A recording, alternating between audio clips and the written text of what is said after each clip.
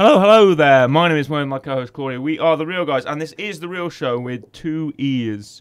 We're a part of a bad batch, you could say, Corey, because we're reviewing Star Wars Bad Batch Season 2. Are you excited, Corey? I'm very excited. You know what I'm more excited for? The fact that, what month is it? May. What does May mean here at The Real Show? It means Star Wars month. Star Wars month. Star Wars, nothing but Star Wars. Nothing but Star Wars on month. That's the jingle. It is Star Wars month here at The Real Show. It's it's already been May the 4th. It's May the 5th as we're recording this. It's Revenge of the 5th. Yep. I think that's actual. That has as much pull as May the 4th does, I tell you. It's for... May the 4th be with you. Did you celebrate May the 4th somehow? I watched next week's episode.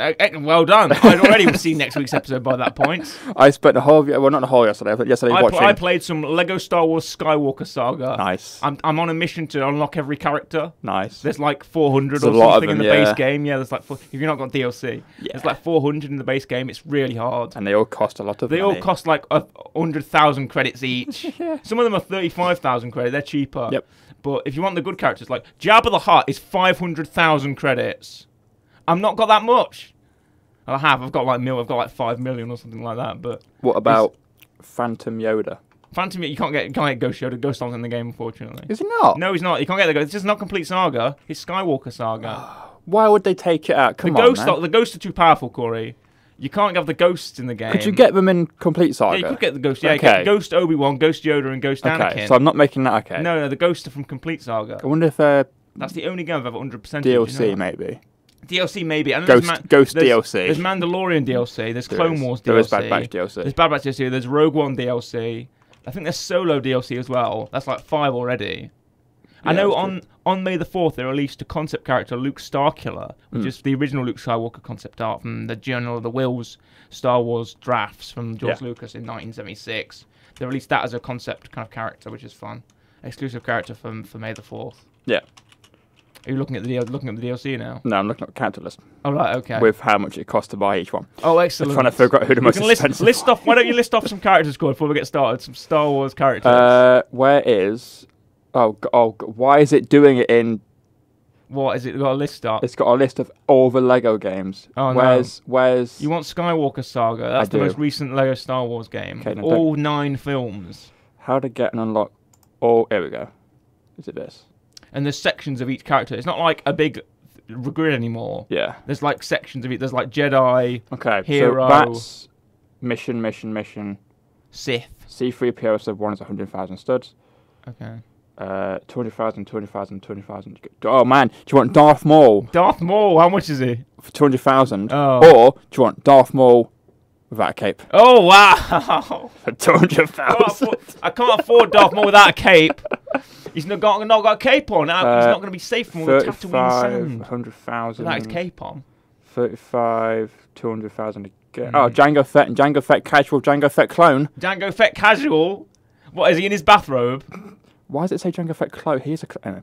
No, I think that's a clone. I think he means like just a basic clone of Jango Fett. You know how all clones are clones of Jango Fett. That's what I mean. Palpatine, yeah. Yaddle. Yeah, how much is Yaddle? 200,000. Nice, 200,000. I know Yaddle's... you actually get a mission from Yaddle in the game. She tells you to go and fight this... the crate dragon on Tatooine. I remember doing that mission. Bloody Tatooine. Yeah. Still hate that place. Yariel Poof, he's in the game. I'm not a fan. Oh, right, okay. Or it doesn't cost enough where I've gone, ooh, that's a lot of money. Okay. There must be like a... There's always one that's worth... I know Jabba the Hutt's 500,000. There's always one that's like 1 million. Yeah. There's always a million stud. Million stud character. I call them credits because I'm Mr. Star Wars, as you know. Rancor is 500,000. The Rancor, well, that's like the biggest character in the game. Jabba the Hutt, 500,000. Jabba the Hutt. Mama the Hutt as well. The Clone Wars character, Mama the Hutt, is also 2,000. Well. Can you get... what's the baby Hutt called? Rotter. You can't get Rotter. Oh, that's a shame. I think you can get him in the Clone Wars Lego Star Wars game. Yeah. Lego Star Wars The Clone Wars you can play as Rotter. I don't think you can play as him in the Skywalker Saga. That's a shame. Unless they've got a Clone Wars DLC and he's in that. Which he might Possibly. be. I know because they've got Captain Rex, Clone Wars Anakin, Ahsoka, Clone Wars Obi-Wan. I think Rotter may be in that. I'm not sure. One per 500,000. It's very possible. Wampa 500,000. Correct. That's surprising. There must. Who would be worth $1 million now? Okay, now I'm on the sequel trilogy. Right. Okay. No one in the sequel has got to be worth $1 million. No, surely not. Maybe Clone Palpatine. Kylo Ren is 200,000. Kylo Ren no helmet is 200,000. If you want him without his helmet, wow. There's like 5 Kylo Rens though, isn't there? There's a lot of Palpatines as well. Yeah. Which kind of makes sense. Yeah. Chancellor, Senator Palpatine. Luke Skywalker, Emperor. old raincoat. Oh, how much is that? That is 100,000. Okay. I think that's the baseline price. Kylo Ren topless, 200,000. Oh. Wow. Worth it, bargain. Worth it, but Ben Swolo. Bargain. 200,000 for Leia. Topless. I love how that's in the game. Yeah. They should say Kylo Ren chest in full caps. Swole. It should be like, you know, the Lego Avengers game, like the Hulk. It's got a massive torso. Yeah. Like that. It should be like that. Yeah. I think I've seen concept images of that. There must be a graphic art. There must be a million or something. Come on. I might have to Google it. No, there isn't. No, I don't think so. Most. It's reasonable. Was there ever $1 million? There normally is. Well, I think there was ever $1 million in the Complete Saga, and I think there was. I remember the Complete Saga characters being dead cheap to buy. You'd go to the cantina, and you'd go to Wooher's little desk, and you'd buy the characters or the red bricks or whatever you wanted. Yeah. So which one's this for? Is this the original? Or is this Complete Saga? Well, no, there was 2 Lego games first. They did the prequels first, strangely enough. Then they went back and did the originals. They did the opposite. They went back and did the originals. Then they did the Complete Saga. I think in Complete Saga it's 500,000. Yeah. I think. Then they did the Clone Wars. I think Babu Frick is 500,000. Babu Frick is 500,000. You've got to buy Babu Frick. Someone has then replied saying, "Why the frick is Babu 500,000?" The droid is ready. The Anzellans, Corey. You gotta love the Anzellans. Hey. Great. Babu Frick. He's my oldest friend.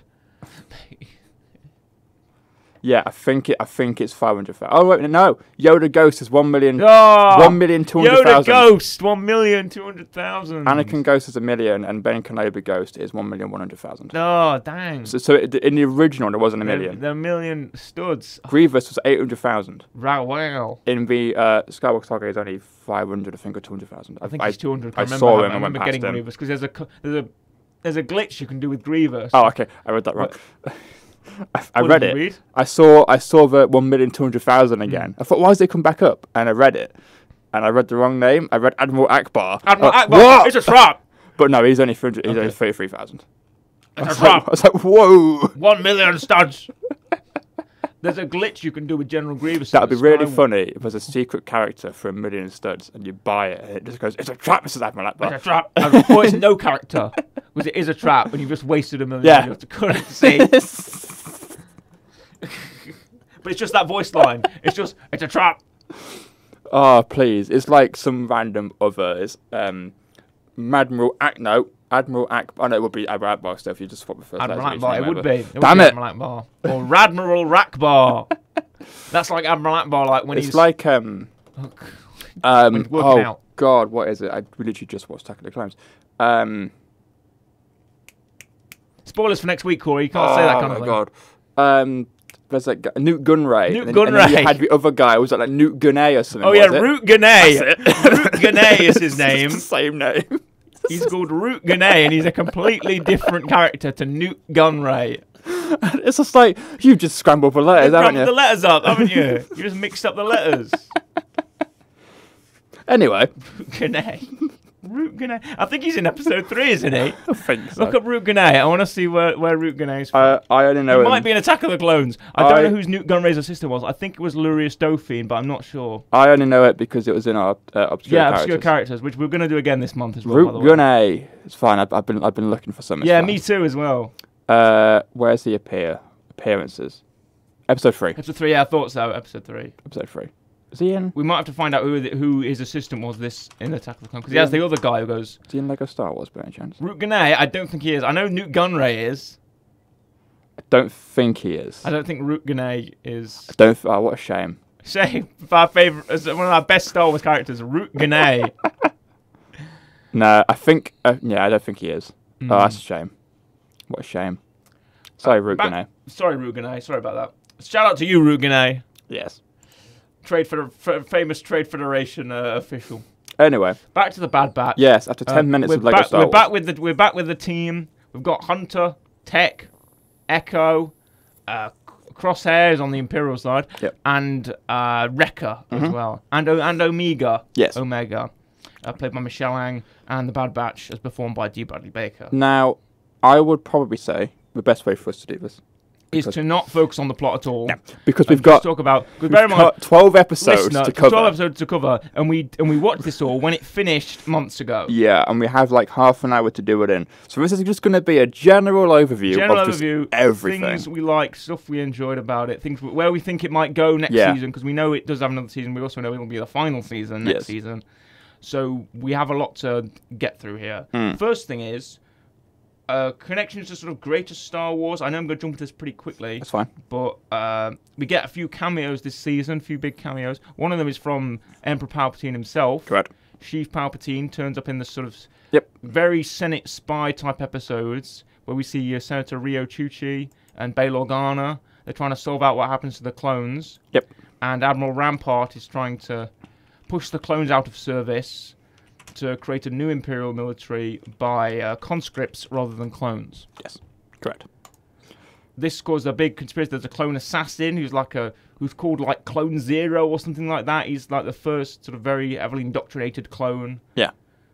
He's captured by Captain Rex, who's on the side of the rebels now, or on the side of like a clone resistance. Then we figure out that the clones are being sort of decommissioned quite heavily in the military and aren't being sent away. Yep. And being, taken prison, things like that. Because we see the clones are actually rescued. Captain Hauser returns from the Ryloth arc, if you remember him. Give that very famous speech about, rising up and fighting back. Captain Hauser is rescued by Captain Rex and his freedom fighters of clones, along with Echo. Yeah. Because Echo leaves the batch for a few episodes. Spoilers, he heads off with Captain Rex to kind of join the clone resistance. He does. Goes off to his own thing. Which isn't handled well by Omega, but it's handled very well by the rest of the squad, who seem to just move on, and that's Omega's sort of beef. Yeah, because that's what they do. Omega is like, you can't move on. He's gone somewhere else. We have to, what would Echo do? We have to remember him. Yeah. It's not really like he's died, but the rest of the squad is like, oh, well, we have to move on anyway. You can't leave him behind. And that's what they did with Crosshair. Crosshair turned to the other side. Yeah. Crosshair joined the Imperials, and they moved on like nothing happened. Where were you then, Omega? Yeah. Where were you then? I mean, this is a weird thing, and I think I kind of get why they did it. Obviously, because in this whole series, you've got a lot of random stuff going on. I think the reason why Echo leaves is, I guess, to make it so that when Tech, spoilers, Tech dies. Yeah. It's then easier for her to move on because she's had to move on from Echo leaving, and so now it's easier for her, even though she didn't take that well either. Because you have Echo leaves and then comes back. Tech dies. Crosshair now is kind of turning back good again. Yeah, Crosshair's kind of on the path to redemption here. Tries to send a message across. Does send an old message across, I think. Yeah, he does send a message back, but it's too late by that point. And they've already captured Omega. Yes. Because it's the forces of the Empire in this is not only do we see Grand Moff Tarkin again, played by Stephen Stanton. I always like to see Tarkin around in Star Wars. One of my favourite Star Wars characters, Grand Moff Tarkin. Which is homeworld of Iriadu and his fortress on the Carrion Plateau, which is from the Tarkin novel, which is a really nice addition. I read the Tarkin novel in about 2 days, written by James Luceno, great Star Wars book. The Carrion Plateau is like a very harsh, remote, mountainous range of the planet Iriadu. That's where Tarkin kind of grew up. He's got a very rich family, but he was sort of taught to survive in very harsh condition, and it molded him into sort of the cold, ruthless man he is. So I always like to see the connection to the greater EU and the Star Wars expanded universe with those books and the novels there. I always like Iriadu. Iriadu's been a thing since like the 1970s, so it doesn't really matter. But on that building, we also see other Imperials are joining in this great summit meeting they're having. Dr. Royce Hemlock is there, who's played by Jimmy Simpson, who you might know. He's a very famous character actor. Yep. If you know Jimmy Simpson, he was in, I think he was in like House of Cards and things like that. And, he's been around a bit. Also in that meeting is there's a guy. What's his? Oh, God, goodness me, what's his name? I know the actor's name. If you don't know his name, I can't help you. General Ramadi, that's his name. There we General go. Hurst Ramadi. He's played by Anthony Delatorre. He was in Rogue One, and he reprises his role here. Yeah. Admiral Coburn is also at the meeting. I think it was going to be Yularen, but it probably changed because, unfortunately, Tom Kane, who voices Yoda and Yularen, suffered a stroke and is no longer able to, speak. Yeah. Unfortunately, which is very sad. But Admiral Coburn is there as well, who was Plo Koon's admiral from the Clone Wars. Then we have, at that time, Lieutenant Commander Orson Krennic, who is voiced by Ben Mendelsohn again. Did you notice Krennic in the meeting? They do ask him. They do reference him. Yep. I clocked him pretty early on. There was a shot of him looking at Hemlock, and I thought at the time, is that Director Krennic? It kind of looks like him. He's wearing a white uniform. He's got the red. He would have been a commander at this point. And Tarkin goes, "Commander Krennic, talk to us about the Death Star." And I go, "Oh yes." And he says one line of dialogue. Yeah. And that's it. Yep. And I thought, oh well, it's a two-part. I'll have him say more in the second part. Nope. Doesn't say a word. But Tarkin is reinforced by the TK troopers, who are the human stormtroopers. Did you like their design, their proto-stormtrooper I quite like them. design? Yeah. I quite like that. The sort of red version, there's like the shock trooper version. They're cool as well. Echo joins the squad to help them with this mission because the squad were originally sequestered away on Pabu. Yes. Lovely little world. Great little place. Pabu, quaint little place. It's not on Scarif, as people were thought of. Nope. People thought that Pabu was on Scarif, which was very depressing to think about. That's what happens to Scarif. But Pabu's just a nice little island. They have like a little side Clone Wars style adventure where, there's a big wave going to hit the island. We've got to... Even that episode is like terrifying because I've got a big fear of natural disasters. Really? And and whenever that happens, I'm like, oh no, it's just the height of the wave and you can't outrun it. It's faster than you'll ever be. And you're just trying to get away and it's this massive wave. It's terrifying. I don't like. I've got a big fear of natural disasters. So that makes sense. And it's Omega and the mayor of Pabu's son. What was the mayor called? Daughter. I can't remember. Daughter. Oh, sorry. I can't. I don't remember what the mayor of Pabu's son was. But I remember him looking just like a jovial fellow. He was just like a happy. It's like Santa Claus, like a big happy man. Yeah. He cooks you a great dinner and he gives you some nice fruit for dessert. Yeah, exactly. Him and Wrecker get on really well. But Omega and the daughter go out in the boat, and there's like all the tide goes out. And that's the first time there's going to be Mayor Hazard. What? That's his name, apparently.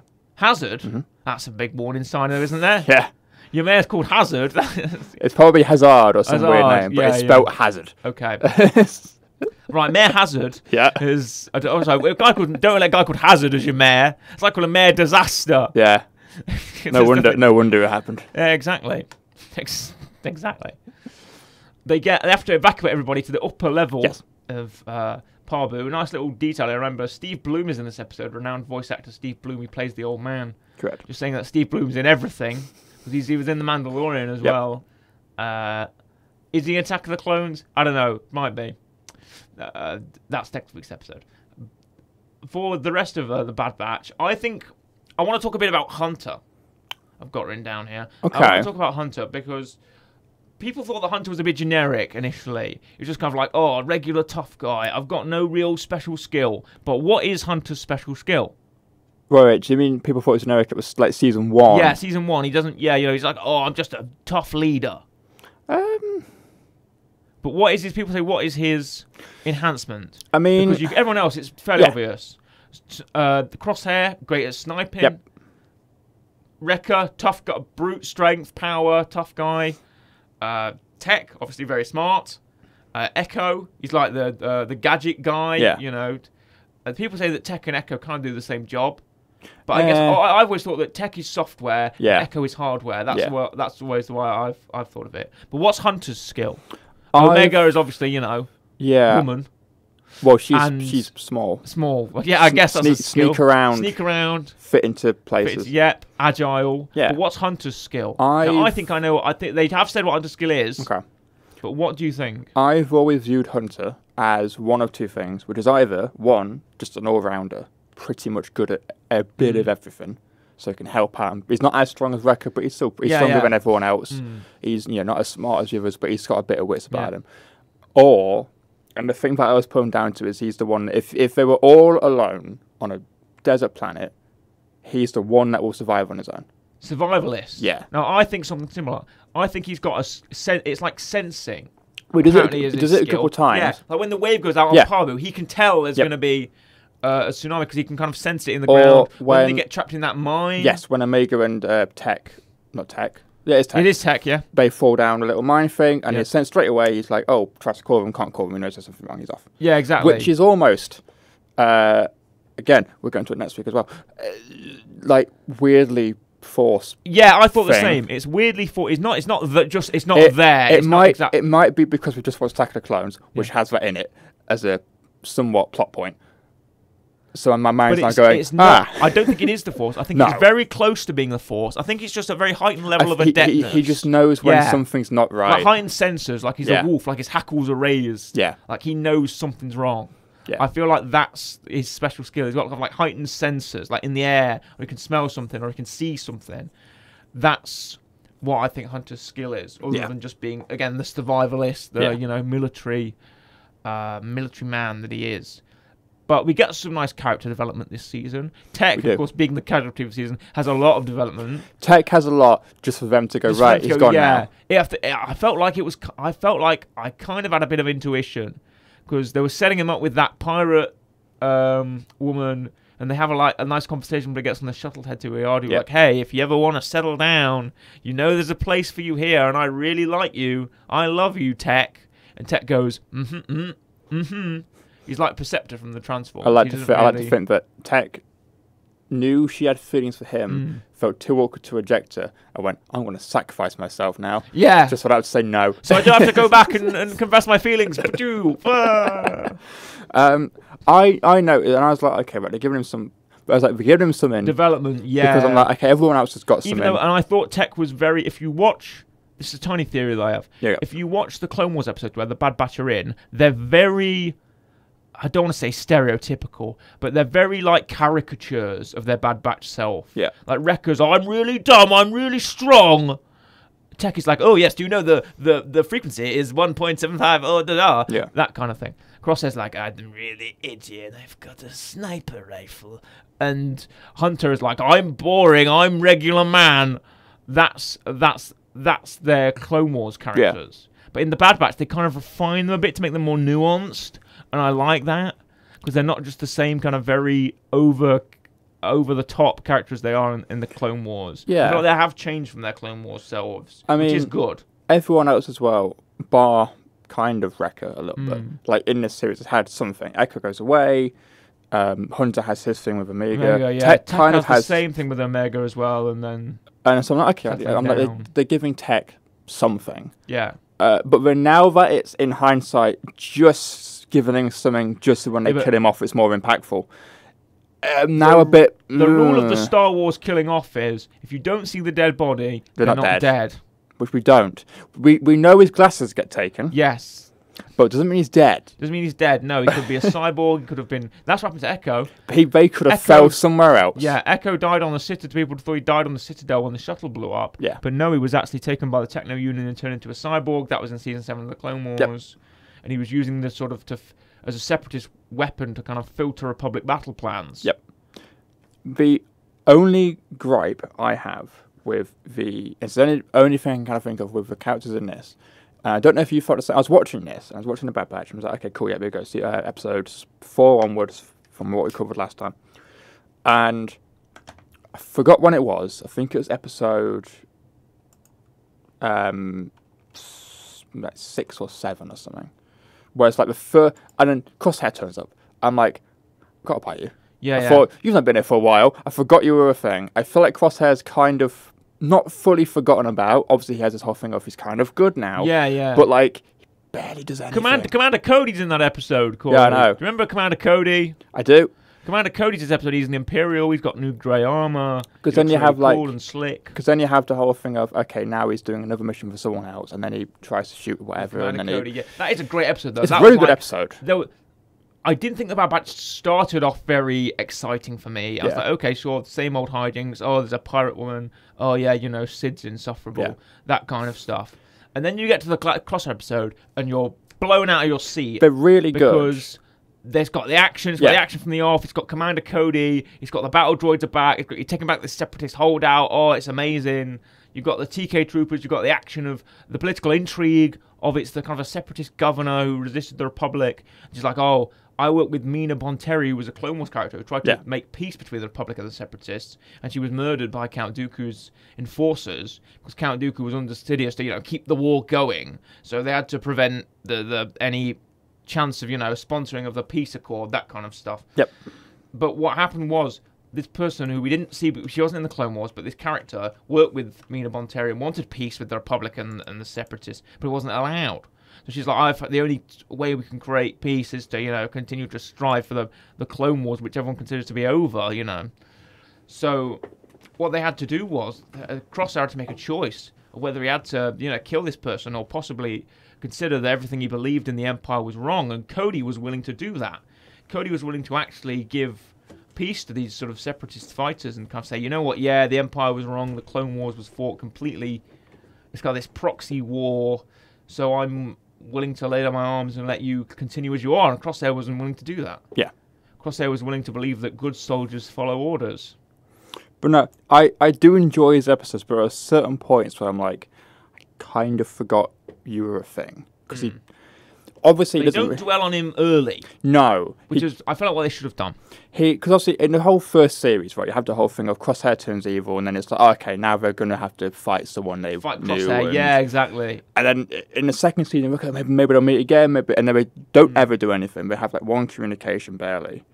And now it's like, okay, so now Crosshair's looking like he's going to go back. If I was in the Empire, I'd be questioning how Crosshair got onto that platform from Tipoca City, which was destroyed by those Venators. Also true. I'd wonder how long he was there for and who put him there. Yeah. Unless his story, what was his story? They said they left him there for 38 days or something like that. His rotations is what Admiral Rampart said. So he was there and he got there. It's like, but how did he get off? How did you survive the city being blown up?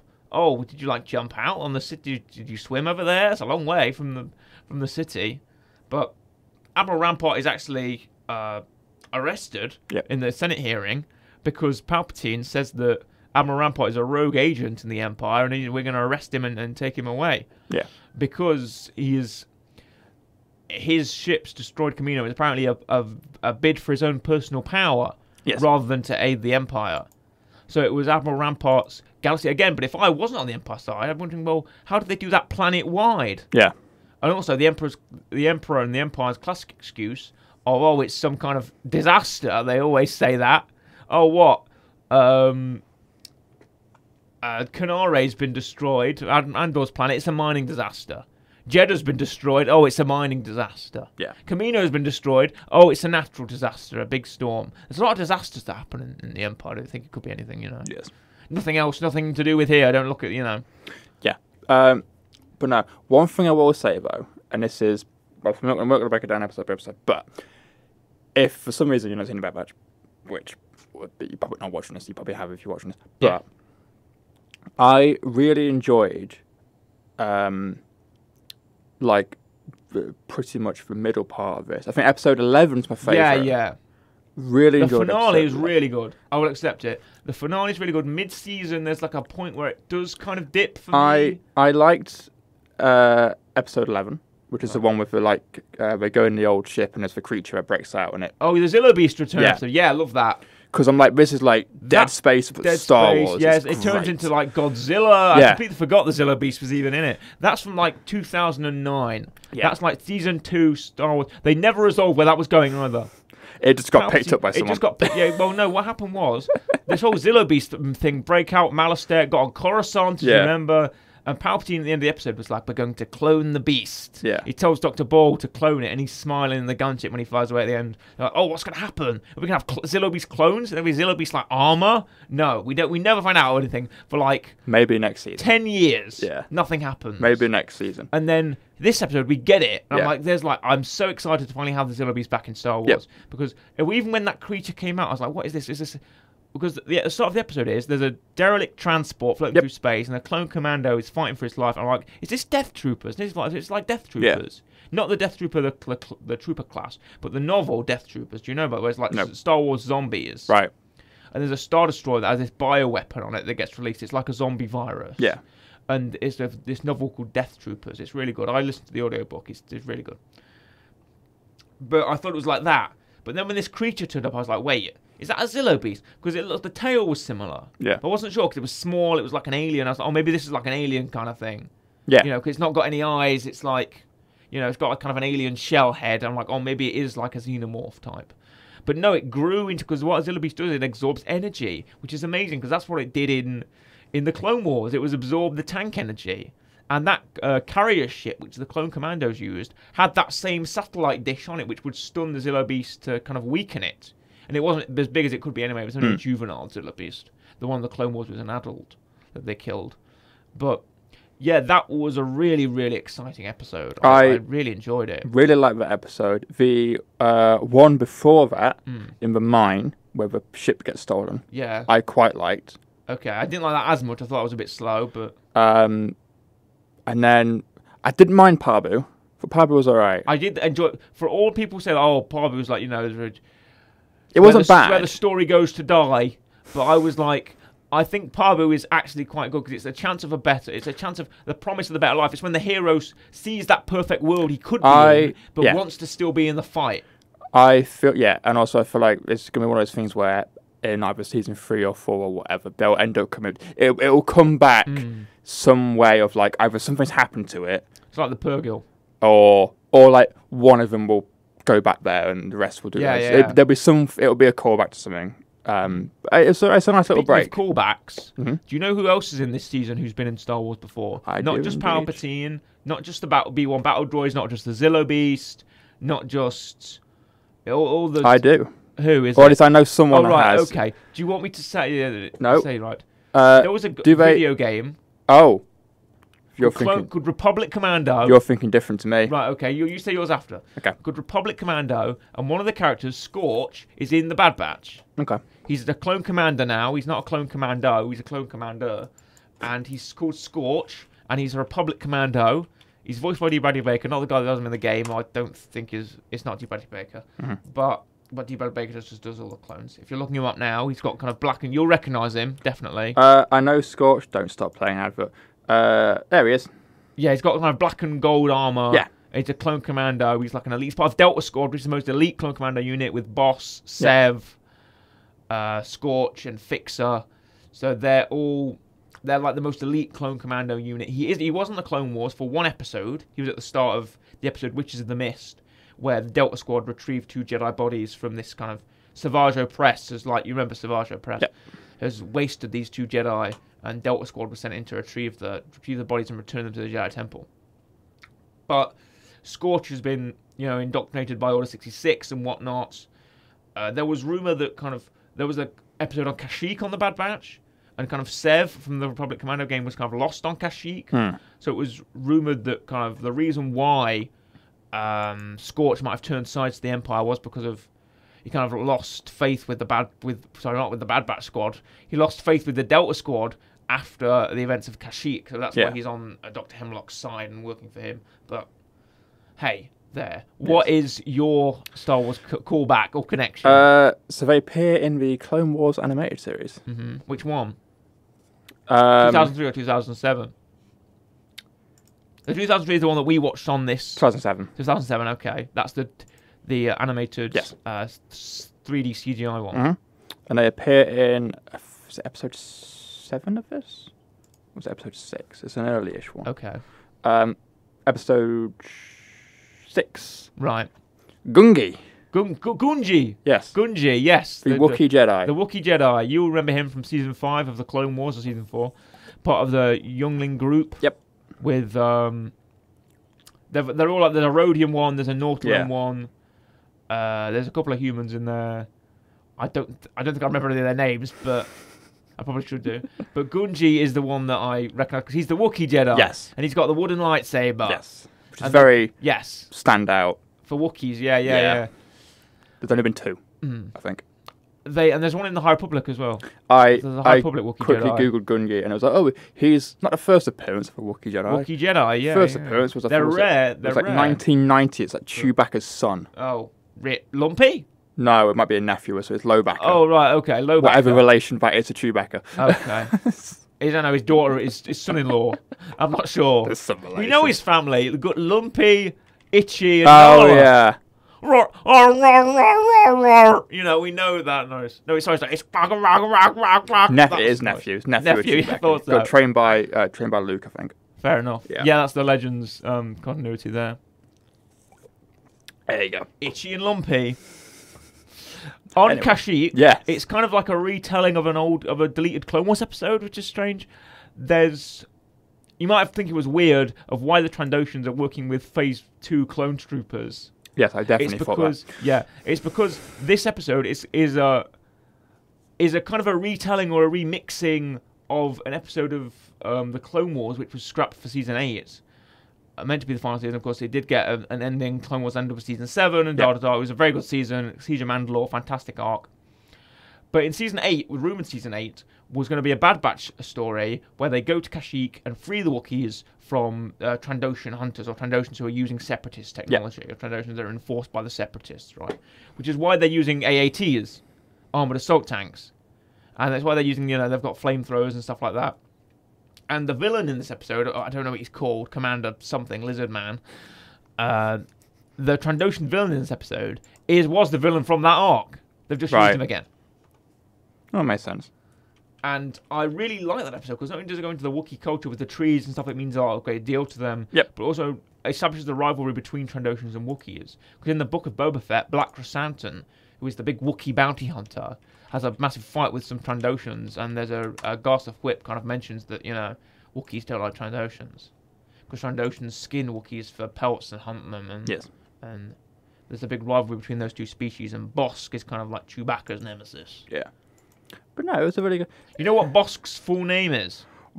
Boskfolomue. No, look it up. Boskerville. Bosskervilles. I wish it was Bosskerville. Hound to the Bosskervilles.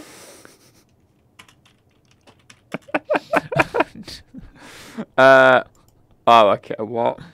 Go on, have a go at That's that. worse. Have a go at that. Bosk Wasak Kradosk. Yeah, Bosk Wasak Krados. Great. That's his full name. That's... Bosk to his friends. George, you should have just got me. Boskovich. Boskerville is what you said. Boskerville, it's way better. Boskerville. Oh, he's 6 foot... I'm taller than Bosk. You're taller than Bosk. Oh, what? Yes. How are you taller than Bosk? Bosk's like 7 foot tall lizard man. He's 6'3". Oh, dang. Taller than Bosk. Wait, you're 6'2". 6'4". Are you? Measured myself the other day. Oh, dang. They would come in handy. How are you taller than Bosk? Yes. That's awful. I can't believe. I thought Bosk was massive. I thought Bosk was like a 7 foot tall lizard man. Oh, I can't believe that. Are you taller than Dengar? How are we spelling that? We're not comparing you to every single bounty hunter from The Empire Strikes Back, by the way. Why is it every time we do Star Wars, it always comes down to how tall are these people? Are you taller than IG-88? You're not going to be tall as IG-88. Probably not. IG-88 will be taller than you are. Dengar, I'm taller. He's 6'2". Okay. How tall is IG-88? IG-88 must be 7 foot tall. He's a robot, for goodness sake. I was going to say, he's a droid. He's got an advantage He's a droid, here. yeah. He's an IG assassin droid. He's got to be massive. If he's not like near 7 foot tall, I can't have that. Where's his height? Where's his height? No, 1.96 meters, which is like... That's like 7, isn't it? 190 is 6'3".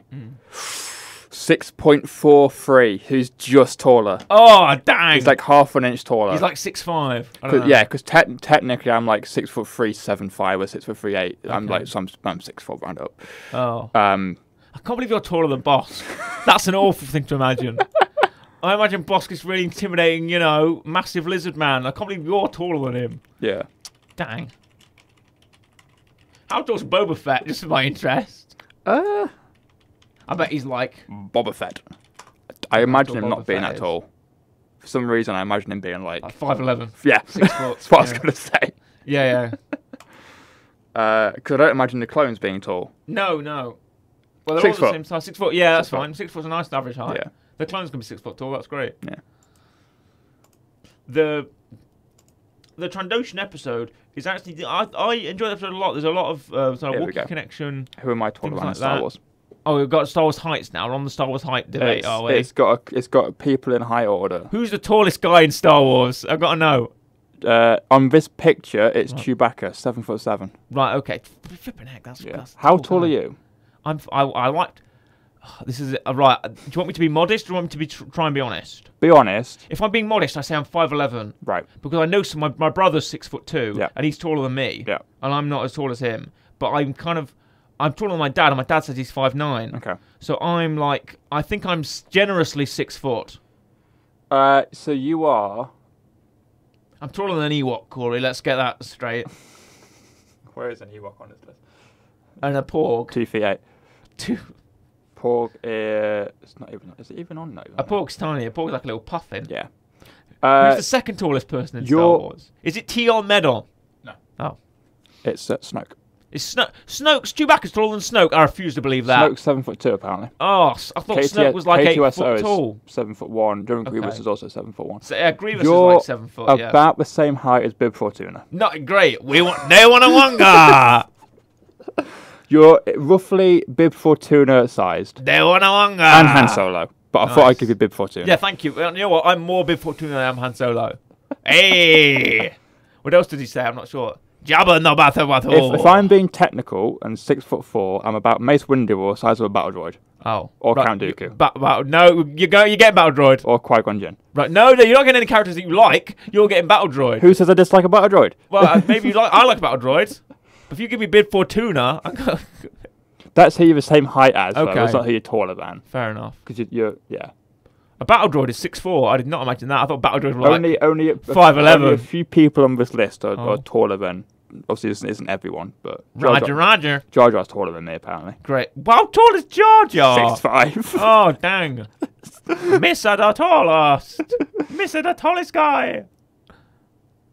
Boss Nass is taller than Darth Vader. No, excellent. That's great.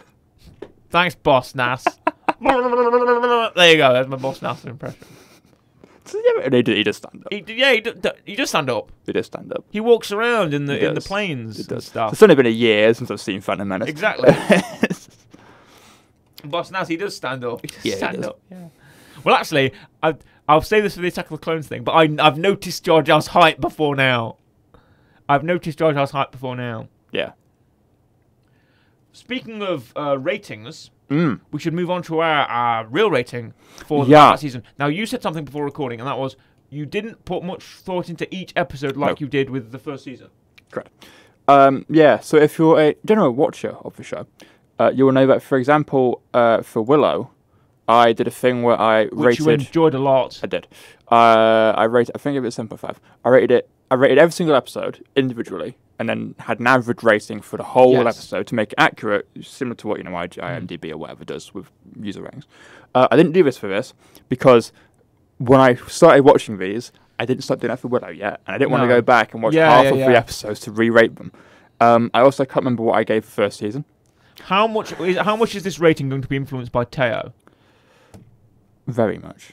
Because if I want to get this off my chest here, there's an episode in episode 4 or 5. 4. I don't care. I think it's a side quest episode of some kind of racing game. It's called Rally. It's called like Riot Racing. Yeah. And the Sid, who the character we've not mentioned because they're a horrible character. Not great. Not great. No, they're just a whiny Trandoshan woman who's like, "Hey, I got this new score. I'm not gonna betray you." Yeah. Spoiler: at the end of the season, betrays them. Yeah. Teo is her sort of star racing droid. Yes. He's a droid, therefore can know the whole track and knows the fastest way to do the track. Exactly. How tall is Teo? Do you mind just checking that while we're... Sure.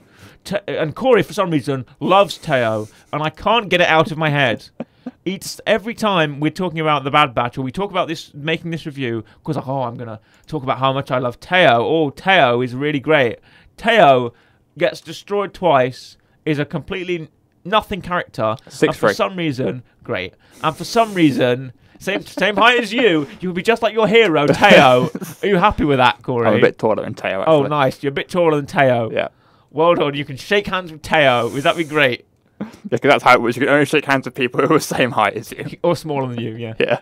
You can't shake hands with people who are taller than you. That means I can shake hands with you, but you can't shake hands with me. Yeah, exactly. Exactly. How much do you love Teo? Just to... Well, okay, but the story is, right, Oh. we did episodes 1 to 3 Yes, we did. on the show, and then Episode 4 came out, and you watched it before I did. So episode 4 comes out, and I'm like, oh, I've seen it. I'm like, that's really good. I really enjoyed Yeah, it. because you really like racing things, don't you? Yes. And you build up to me without telling me what it's about. Yep. You're like, oh, I really love it. I really like it. I'm like, oh, great, this will be a great episode. And then you watched And it. I watched it, and I didn't like it at all. And then about 2 weeks later, you came back, and you were like, it's the worst episode by far. Yeah, it is. It's awful. There's nothing happens. Well, how does that advance the plot? Doesn't have to. How good does fun. that advance the plot in any reasonable way? It's not like fun. Pabu. I can forgive Pabu because Pabu is like, right, it's like a sanctuary for them. It's a home. It adds to the plot because it's like a home base kind of thing. It's friendly to them, you know, where there's not many places in the galaxy that are friendly to them right now. So I get it. Pabu, I can understand. But Riot Racing, I cannot understand. Because It's not like how the Phantom Menace, people criticize the pod race, but I see it because it's a way to advance the plot. Because Anakin is force sensitive, he uses the pod race as kind of a way to get through his force abilities and how good it is, and as well because they need a hyperdrive, and the only way they can get one is by winning the Boon Reef with the prize money, right? That is understand. That is why the pod race is in the Phantom Menace. Why is Riot Racing in the Bad Batch? Because I want you to do this right now. Legitimize this to me right now. Because one, before we rate it, we might get a Riot Racing video game, which would be very good. Please give us that. I've recommended Racers Revenge before. Do it. Do it. I've been waiting for an episode to do that. Second thing, it gives Echo a nice boost of confidence because he's smarter than a droid. That's what it is. It's tech that goes in the right race. It gives tech. I keep getting it mixed up. Yeah. It gives. I have to think Echo about it. is on the mission with them. Every time I say the name, I've got to go. Wait a minute. It gives Tech a nice bit of confidence because he goes, I'm going to do it, but Droid can't do it. I'm going to go down this dangerous route, and I'm not supposed to, but he does it and he wins, and then he gets a bit of confidence, a bit of rep, which is completely pointless now because he's dead. Yeah, of course. But it's just a bit of fun. Okay, it's a bit of fun. Is that a bit of fun? I like to imagine that whoever designed, I don't know if it's still. I'm not a hypocrite, by the way, because I do say that Star Wars should be fun. Yes, but I think I do think Star Wars should be fun. I don't know if it's still. I'm not a stickler. I'm not. What's his name? Who's the guy that did all the designs for the prequels and stuff? Doug Chang. That's it. I don't know if it's still him designing stuff for Star Wars. He just still do it. Yeah, he does work for the Mandalorian. Yeah. I like to imagine that he just got bored and just designed the droid with a spinning head and went, "That's good. We've got to use this somewhere." Yeah. Just make him. No, he may well. I've not looked into Teo that much, I'll admit. Yeah. But Star Wars is famous, as you well know, for using concept art and using things that are unused. Yeah. And putting things to use that have kind of gone on the back burner, or things that have been made but never went out and saw or anything. And concept art is very heavily influential. Like Ralph McQuarrie's work and all of that stuff was very influential on how Star Wars is today, and things that are in Star Wars today are based off concept art. Yes. There's an example. The best example I like to say is there was concept art for the AT-ST, which turned into the AT-DP, which is a different walker with a massive chin-mounted gun and quite taller that was used in Star Wars Rebels. And it's also the influence for another type of AT-ST, which was like a more advanced long-range AT-ST as well. Teo is also voiced by Ben Schwartz. Oh, nice! He tweeted on May the 4th that he wrote some lines for C-3PO in Rise of Skywalker and in Force Awakens as well. Yes, he was also a voice consultant for BB-8, I believe. Oh, excellent. Yes. As in that is some of his babbling is BB-8, which is great. I'm going to rate Bad Batch Season 2. I'll give it a 7 out of 10. I was roughly in a range of 7.5. I was willing to give it an 8, but I brought it down because I think the Season 3 could be better. Yeah. They've laid out some great stuff. Omega has a sister. Yeah. There's more advance with stuff about Mount Tantis and Wayland. I'm really excited about that. Yeah. My whole thing is... The whole thing where Nala Say is saying to clone something. I think we're going to get clones of the Emperor this way. And You have... That is true. You have everything at the start. And then it kind of... It seems like at the end it goes, right, Crosshairs now, sent a message across. Echo, no, it does kind of Omega's got a sister now. Stop, doesn't it? It's like it does everything. Kind of end. Everything at the end is like, okay, now here's all the questions of the last episode. Poof, done. For next season. Next season, enjoy that. Other than that, though, it's fine. It's fine, and you may get close on it because again, that's the whole thing of why do we need 3 sequel trilogies? Because the Emperor gets cloned and he's back again. Yeah. If this can explain that. Great. Well, the Mandalorian does a bit of a job of that. Yeah. Not very much, but does a bit of a job of that. But I would say a 7 is fair. Okay. It's decent, and it does leave the next season to potentially. Yes, and we're very excited for the next season. We'll probably end up reviewing it, most will, likely. yeah. 100%, more likely, definitely. Weekly Rec, Corey, what have you got for us? So I mentioned how Ben Schwartz was the voice actor for Teo. I've scrambled a bit and tried to find something, and I've gone for the first thing that I found out was interesting. I tried to find Teo's best moments. It doesn't exist, apparently, according to YouTube. Someone got on that. Teo compilation. Star Wars, but only Teo. It'd be the whole first episode, and that's it. It'd be literally episode 4, and that's it. It would be the clips of him from episode 4. So instead, I've got a video from 2 years ago from Entertainment Tonight, which is the... oops.